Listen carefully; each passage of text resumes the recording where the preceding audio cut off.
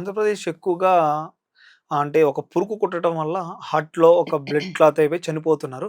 So, ఏ విధంగా అంటే ఒక పురుగు కుట్టడం వల్ల అంత డేంజరస్‌గా ఉంటదా మేడం? ఒక పురుగు ఏదో ఒక పురుగు ఎందుకు ఈవెన్ ఈ హనీ బీస్ ఉంటాయి గదా! హ్మ్. ఆహ్, కందిరీగలు, హ్మ్. తేనెటీగలు ఇవన్నీ హ్మ్. ఉంటాయి. సో, అవి కుడితే కూడా కొంతమందికి హార్ట్ అటాక్ వచ్చే ఛాన్స్ ఉంది. ఓహ్! యాహ్! అవి కుట్టినప్పుడు ఏమవుతుందంటే ఈ allergic reactions, severe form of allergic reactions anaphylaxis అంటాం. Okay. Hmm. Severe form of allergic reactions. వాటికి క్లాటింగ్ టెండెన్సీ పెరుగుతుంది. సడెన్‌గా ఇన్‌ఫ్లమేషన్ ఎక్కువైపోయి బాడీలో ఈ oxidative stress, inflammatory cytokine storm difficult to understand ఇవన్నీ. కానీ బాడీలో జరిగే రియాక్షన్స్ వల్ల బాడీలో బ్లడ్‌కి క్లాటింగ్ టెండెన్సీ పెరిగిపోతుంది. సో, అన్నిటికంటే చిన్న సైజ్‌లో ఉన్న ఆర్టరీస్ మెయిన్‌గా ఆర్టరీస్ ఆఫ్ హార్ట్. ఎందుకంటే హై ఫంక్షనింగ్ సిస్టమ్ గదా! సో, అక్కడ ఈవెన్ చిన్న క్లాట్ అయినా గాని, చిన్న డిస్ట్రప్షన్ అయినా గాని సడెన్‌గా వెసెల్ క్లోజ్ అయిపోతుంది. సడెన్‌గా వెసెల్ క్లోజ్ అయిపోయినప్పుడు మేజర్ హార్ట్ అటాక్ వచ్చే ఛాన్స్ ఉంటుంది. అది. హ్మ్. మీరు ఐయామ్ నాట్ సర్టెన్ మీరు ఏ పురుగు గురించి అడుగుతున్నారో. బట్ యూజువల్‌గా ఈ టాక్సిన్స్, ఈ ఇన్సెక్ట్ స్టింగ్ టాక్సిన్స్ అవి డైరెక్ట్‌గా మజిల్ మీద కూడా ఎఫెక్ట్ అయ్యే ఛాన్స్ ఉంది. హార్ట్ మజిల్ మీద కూడా ఎఫెక్ట్. అంటే డైరెక్ట్ టాక్సిన్ ఎఫెక్ట్ అంటాం. ఓకే. ఆర్ కొన్ని the arteries go into spasm. అంటే ఫ్లో ఆర్టరీస్ సడెన్‌గా అట్లా టైట్‌గా అయిపోతాయన్నమాట. కన్‌స్ట్రిక్ట్ అయిపోతాయి. Hmm. So, coronary spasm, vasospasm is another cause. So, వీటన్నిటి వల్ల హార్ట్ అటాక్ వచ్చే ఛాన్స్ ఉంటుంది. It's called as Kounis syndrome. Kounis syndrome అని కూడా దానికి టెర్మినాలజీ ఉంది. ఓకే. ఎస్పెషల్లీ బీ స్టింగ్ తర్వాత వచ్చే ఈ severe form of allergic reaction, anaphylaxis తర్వాత వచ్చే హార్ట్ అటాక్స్‌ని కోనీ సిండ్రోమ్ అంటారు. ఓకే. మేడం ఎక్కువగా గుండె జబ్బు వచ్చే వాళ్ళకి అంటే మీ పేషెంట్స్‌కి ముఖ్యంగా ఒక విషయం చెప్పాలంటే ఏం చెప్తారు మేడం? జబ్బు రాకముందు అడ్రెస్ చేయడం చాలా ఈజీ. దాన్ని ప్రైమరీ ప్రివెన్షన్ అంటాం. ఆల్రెడీ ఒకసారి జబ్బొచ్చిందంటే సంబడి ఒక హార్ట్ అటాక్‌తో వచ్చారనుకోండి. అప్పటికి నేను స్టంట్ చేస్తాను పేషెంట్‌కి. స్టంటింగ్ లైఫ్ లాంగ్ ట్రీట్మెంట్ కాదు. ఇది ఎన్ని రోజులు first question patients or attendants అడిగేది స్టంట్ ఎన్ని రోజులు ఉంటదని అడుగుతారు. హ్మ్. స్టంట్ నువ్వు ఉన్నన్ని రోజులు ఉంటదని చెప్పను నేను. స్టంట్ ఉంటుంది. కానీ మనం ఆ తర్వాత మనం పాటించే లైఫ్ స్టైల్ గాని, దాంట్లో చేంజెస్ గాని, డైటరీ మోడిఫికేషన్స్ దాన్ని బట్టి మనకి జబ్బు మళ్ళీ రాకుండా, వచ్చినా అంతే సివియర్‌గా రాకుండా మనం గార్డ్ చేసుకోగలుగుతాం. హ్మ్. So, that is most important. చేసే ప్రొసీజర్ ఇన్ హాస్పిటల్ చేసే ప్రతి procedure it's only bail out. అప్పటికి టెంపరరీ సొల్యూషన్ మాత్రమే.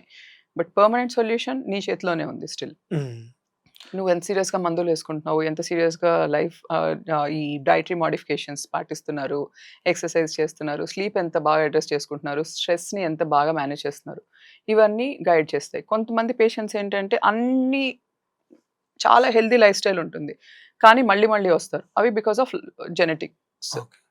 జన్యుపరమైన జబ్బులు. వాటిని మనం అరికట్టలేము, ఆపలేము. హ్మ్. అట్లాంటి వాళ్ళకేంటంటే frequent follow ups. At least once in 3 months ఒక స్ట్రెస్ టెస్టో, లేకపోతే 6 months stress test, frequent follow ups. Okay madam. Body full checkup ఒక మనిషి ఇయర్‌కి ఎన్ని సార్లు చెక్ చేపించుకోవాలి మేడం? ఉన్న జబ్బుని పట్టి. హ్మ్. ఇప్పుడు మనకి మీరే అడిగారు కదా! యంగ్ పేషెంట్స్‌లో చాలా ఫ్రీక్వెంట్‌గా అవును. జబ్బులొస్తున్నాయి. సో, 25 ఏళ్ల తర్వాత అందరూ అట్‌లీస్ట్ వన్స్ ఎన్ ఇయర్ సంవత్సరానికి ఒకసారి చేయించుకుంటే బెటర్ రొటీన్ టెస్ట్‌లు. ఎందుకంటే మనకి తెలియని మన కంటికి కనిపించని రిస్క్ ఫ్యాక్టర్స్ ఉంటాయి గదా! సో, హ్మ్. అవన్నీ మనకు ఎర్లీగా తెలిస్తే వాటిని మనం ఎర్లీగా హిట్ చేయొచ్చు. హ్మ్. ఎర్లీగా అడ్రెస్ చేయొచ్చు వాటిని. So, at least once an year I recommend. Already గుండె జబ్బు ఉన్న వాళ్ళకి at least once in 3 months routine blood test. Once in 6 months ఒక ఈసీజీ అండ్ 2 ఎకో. హ్మ్. చేయగలిగితే ఒక treadmill test or any kind of stress test okay. Minimum.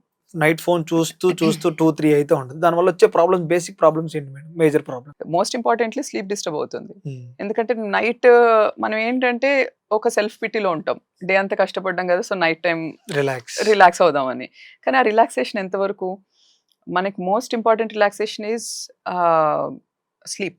హ్మ్. మన brain గాని, బాడీ గాని కంప్లీట్‌గా రిజ్యూనేట్ అయ్యేది స్లీప్‌తోనే. హ్మ్. నీకు నెక్స్ట్ డే ఎఫెక్టివ్‌గా ఉండాలంటే ఆ నైట్ స్లీప్ ఉండాల్సిందే. హ్మ్. కాకపోతే మనం ఏం చేస్తున్నామంటే డే అంతా కష్టపడ్డాం కాబట్టి నైట్ అది రిలాక్సేషన్ అనుకుంటాం. హ్మ్. పోనీ మనం ఆ రిలాక్సేషన్ లిమిట్ చేసుకుంటామా? అది కూడా లిమిట్ చేసుకోము. గంటల తరబడి 2, 3 అవుతా ఉంటుంది. ఎస్పెషల్లీ చిన్న పిల్లలు. ఇప్పుడు ఎట్లా అంటే టీనేజర్స్ అందరూ ఎంత ఫోన్ అడిక్షన్ ఉందంటే హ్మ్. థాంక్స్ టు కోవిడ్ వల్ల పిల్లలకందరికి ఫోన్స్ ఇవ్వాల్సొచ్చింది. ఇంకా ఆ ఫోన్స్ పిల్లల్ని వదలట్లేదు పిల్లలు. అవి కాకుండా ల్యాప్‌టాప్స్ గానీ, ఈ ఐప్యాడ్స్ అని ఇవన్నీ. So, online games. So, sleep effect అవుతుంది. హ్మ్. స్లీప్ ఎఫెక్ట్ అయినప్పుడు బాడీ రిలాక్స్ అవ్వట్లేదు. స్ట్రెస్ పూల్ అప్ అవుతుంది. నెక్స్ట్ డే ఎఫిషియన్సీ తగ్గిపోతుంది. సో, టార్గెట్ గోల్స్ మీట్ అవ్వలేరు. హ్మ్. స్ట్రెస్ పైల్ అప్ అవుతుంది. యాస్ వెల్ మన స్లీప్ వేక్‌ఫుల్ సైకిల్ మనకొక సైకిల్ ఉంటుంది. బయోలాజికల్ క్లాక్ ఉంటుంది బాడీలో. Which hmm. Will guard our entire system. ఆ సైకిల్ డిస్టర్బ్ అయిందనుకోండి, then you are welcoming all the risk factors into your body. Okay. Sleep చాలా important. We should limit. కొన్ని I think ఎమోషన్‌లెస్‌గా ఉండాలి ఇంకా మనం. It's okay. లైఫ్ రొటీన్‌గా, బోరింగ్‌గా ఉన్నా పర్వాలేదు. Let's do good things. Probably అంటే డైలీ ఎక్సర్సైజ్ చేస్తే ఏం చేస్తాము? ఒక నెల రోజులు సినిమా చూడకపోతే ఎలా? ఇయన్నీ ఇట్స్ ఓకే. నువ్వు నెల రోజులు సినిమా చూడక, సంవత్సరం రోజులు సినిమా చూడకపోయినా ఏం కాదు. మరి డాక్టర్స్ ఎక్కువగా ఫోన్ యూజ్ చేస్తారా లేదా? అంటే డౌట్ అందరికి. నా లైఫ్ స్టైల్ అయితే నేను this is the least thing I want to use. ఇంటికెళ్ళిన తర్వాత అసలు నా ఫోన్ ఎక్కడో దూరంగా పెట్టేస్తాను నేను. ఓకే. వన్స్ గంటకి ఒకసారి చూస్తాను. ఎందుకంటే మళ్ళీ అగైన్ హాస్పిటల్ కాల్స్ కోసమే. డే అంతా డీల్ చేసి నైట్ టైం నాకు ఒక సైలెన్స్ కావాలి బ్రెయిన్‌లో. నెక్స్ట్ డే నేను మళ్ళీ నార్మల్‌గా ఫంక్షన్ అవ్వాలి అంటే నాకు సైలెన్స్ కావాలి బ్రెయిన్‌లో. Okay. I'm happy just sitting not doing anything. ఇందాక చెప్పినట్టు మెడిటేషనో, జస్ట్ వాకో ఆర్ జస్ట్ ఒక గ్రీన్ టీ కప్ పట్టుకొని బయట కూర్చోవడం.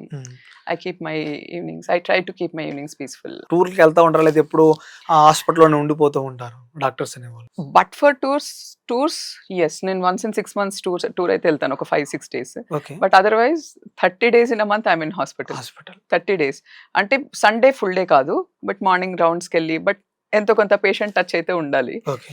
ఇల్‌నెస్ అంటే ఒంట్లో బాలేనప్పుడు ఆర్ ఇంట్లోనే ఏదైనా మేజర్ ఈవెంట్ ఉంటేనో లేదా బయటికెళ్ళినప్పుడు అవి తప్పితే మిగతా అంతా ఇప్పుడు హాస్పిటల్. నాకైతే పర్సనల్‌గా ఎలా అయిపోయిందంటే ఒక సండే వచ్చిందనుకోండి, నేను ఆ రోజు హాస్పిటల్‌కెళ్ళేది ఏం చేయలేదనుకోండి, నాకు ఆ డే అసల రెస్ట్‌లెస్ ఉంటది బేసిక్‌గా. ఈరోజు ఏం చేయలేదన్నట్టు. అంటే it has gotten into the system. Daily పేషెంట్స్‌ని చూడడం, ఒకవేళ ఎళ్ళకపోయినా ఎట్లా ఉన్నారు ఇయన్నీ ఉంటాయి. So that's how it is. Doctor help అలా వెళ్ళిపోతా ఉంటది. Okay madam. Thank you madam. Thank you so much.